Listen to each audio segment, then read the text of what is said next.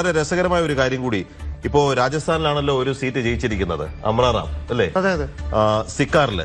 അപ്പൊ അമ്രാറാമിന് ഇത്തവണ തിളക്കമാർന്ന വിജയമാണ്. 50.7% വോട്ടുകൾ ലഭിച്ചിട്ടുണ്ട്. അതായത് 6,59,000 വോട്ടുകൾ നേടിയപ്പോൾ സ്വാമി സുമേധാനന്ദ സരസ്വതി BJPയുടെ സ്ഥാനാർത്ഥിക്ക് 45.1% വോട്ടുകൾ മാത്രമേ കിട്ടിയിട്ടുള്ളൂ. രസകരമായ കാര്യം, ഈ മണ്ഡലത്തിൽ തൊട്ടുമുമ്പ് അമ്രാറാം 2019 ഒറ്റയ്ക്ക് മത്സരിച്ചിരുന്നു. അന്ന് CPM സ്ഥാനാർത്ഥി അമ്രാറാം ഒറ്റയ്ക്ക് നേടിയത് 31,462 വോട്ടുകൾ മാത്രമാണ്.